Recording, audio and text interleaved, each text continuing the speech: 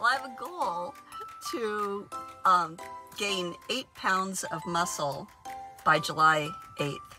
That's a good goal. So, yeah, so I'm doing all the things, doing the supplements, doing the strength training workouts.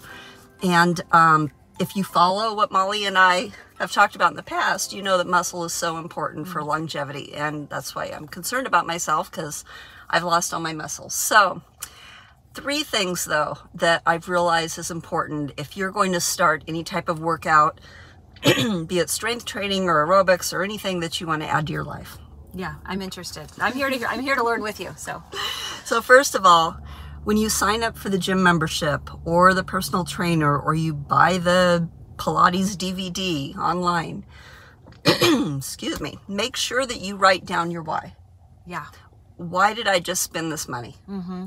Yeah. Okay, because that's when it's going to be freshest. If that triggered you to spend money. Why you're doing it. Yeah. Right. Yeah. So keep that handy, because in the first couple of weeks of starting your new regimen, it gets, right. There's a lot of excuses, right, that want to pop up in your brain. Exactly. Sure. In the middle of working out, why am I doing this to myself? Yes. Okay, this is your why, so make sure it's posted. Okay. So you recall it.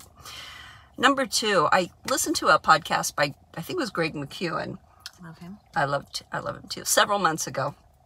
And he talked about how he had started working out again. And he said that he doesn't even try to keep up with the instructor. Oh. Or anybody else in in the classes that he was attending.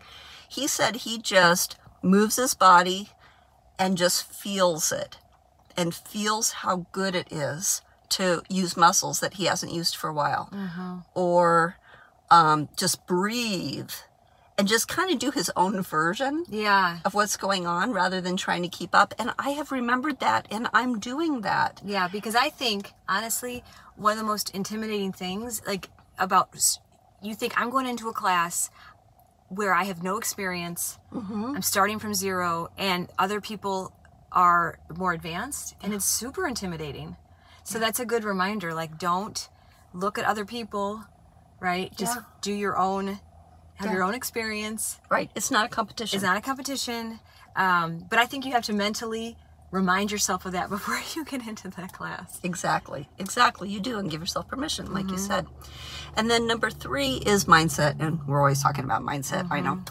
But it's so easy, because I had a bad attitude when I joined the Y. Because I don't like to work out in public. Yeah, it's hard. It is. I really would prefer a personal trainer, but I can't afford a personal trainer, but I can afford the Y. So I walked in my first day, I opened up the door to the class, there were all these women, and it was hot, and it was humid, and sweat was hanging in the air. Yeah. And I was like, I do not like this. But I told myself, I'm just thankful I can afford the Y. Yeah. And I'm thankful I can walk in here. You know, when you go into a place like that, you see people who are definitely in worse shape than you are, and they're hurting, and it is so wonderful that they're there, because they're exactly where they need to be to remain as healthy as they can. Thank God I was able to walk in, and that I'm able to lift this weight, whether it's 5 pounds or 15 pounds or whatever. Yeah. And thank God. So go in with a mindset of gratitude. Yeah. And it came in handy today, because sure enough, the instructor said, okay, let's do, what are they called? Hovering lunges. That sounds or floating floating lunges. These are the 2 words I do not want to hear. Lunge and floating. You're doing it on one leg. Oh. Yeah.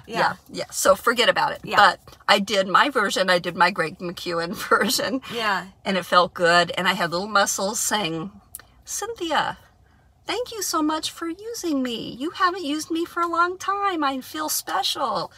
And afterwards, don't you feel incredible after you're done? Oh yeah, I So feel glad you did incredible. it. Yeah. Every single time. Yeah. So it's all about mindset. So as I was walking out of the Y today, I was passing because I live in a college town, and I was passing all these college kids that, they look pretty good. Yeah. Compared to me. And I'm thinking, to be young again. And then I thought, you know what? I might be older, but I'm cooler. You know what though, Cynthia? That is, I mean, it's so inspiring to me because it's a good reminder. And I don't want to bring up your age a lot, but but you do. But I mean, because it's so inspiring to me that like just because there's so often when we reach a certain age and we tap out. Yeah. You know, and you think, well, this is just what is. This is the way it's going to be. This is how I'm going to feel. And you always remind me that that's not the case, right? You're always starting something new, setting new goals, stretching yourself, your mindset, stretching your health.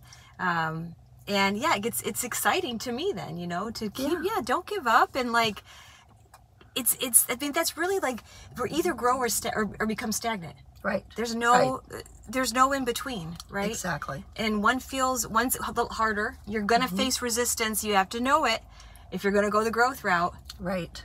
But it is a heck of a lot better than just than stagnancy. Because if you stagnate, you're actually going backwards. Yeah, no, unfortunately, true. Right, as we age. right. That's true. That's true. So I was thinking we should have a shirt made older but cooler. And I was thinking about this as I approached my car, and at the same time I'm thinking, oh, my leggings feel kind of weird. And I looked, and sure enough, they're on backwards. Oh, darn it. So maybe not so cool after all. Anyway, we hope this inspired you today, and go out there if you want any pep talk from me or from Molly to help you get that Y membership or start those classes or even that home routine. Yeah. Just let us know. We'll give you some inspiration and some support and some prayers. All right. Have a good one. Bye.